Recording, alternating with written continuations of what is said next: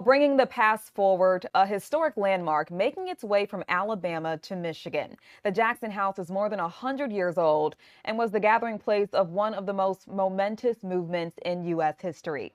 Joining me now is Jim Johnson, director of Greenfield Village. Jim, thanks so much for joining us. This is so exciting. Oh, thank you. Yes, of course.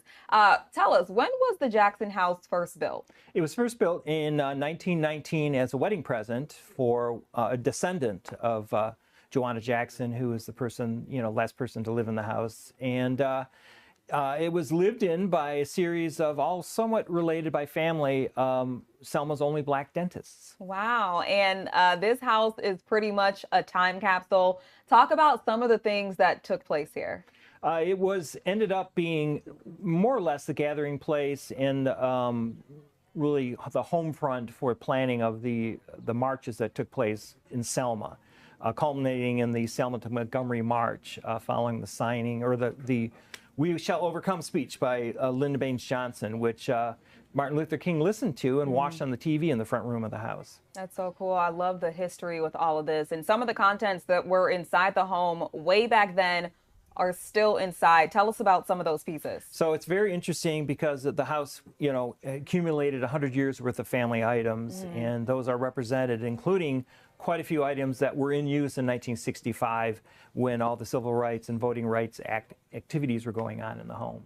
And what are some of those pieces? Are there furniture, dishes? Yes, you name it. The prominent things that are featured in photographs that we have of the house, some of them were featured in Life magazine, or all the living room furniture, including a chair that's been preserved that Martin Luther King sat in to watch the speech. That is incredible. What was the process like getting the Jackson House all the way from Alabama to Michigan? That was no easy task. So lots of study took place ahead of time to make sure that it could be done, and we knew it would be.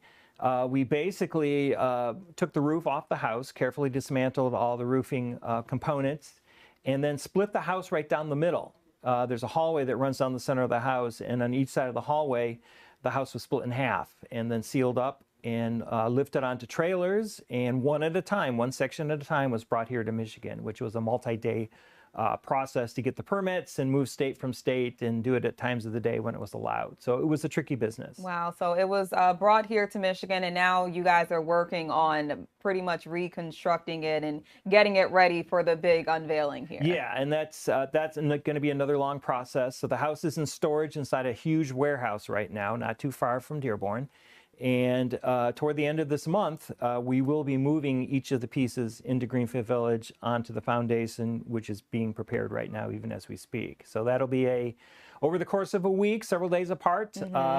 That'll take, some time to get the house into the village. Yeah, a lot of work that will have to get done there. Why was it important to bring this piece of history to Greenfield Village? It is really, truly significant, especially parts of the Civil Rights Movement. The Voting Rights Act is just, one of the more important things that took place.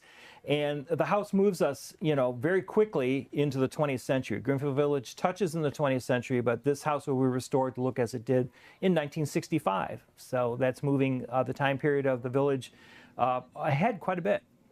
And who are the people that kind of help make this possible? I know you said it wasn't an easy feat, and of course, collaboration and teamwork makes the dream work. So who kind of helped with all of this? It's just an army of folks. So we have some real professional people on staff that are not only doing research, but the physical aspects of, what it's going to take to put this house back together and the move alone.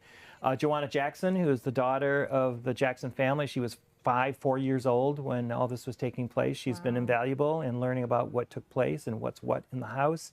And the folks in Selma have been very helpful to us as well. And we continue a relationship with Selma today. Amazing. When will people be able to visit and experience the historic Jackson House? It's going to be a slow process. So we are planning right now sometime in 2026 for the 250th anniversary of this country's founding to open the house. Wow. So right now we're just building up that excitement. And of course, they're working on, getting that up at Greenfield Village. But in 2026, we will finally be able to check that out. Cannot wait. All right. Well, thanks so much for joining us, Jim Johnson. Appreciate it.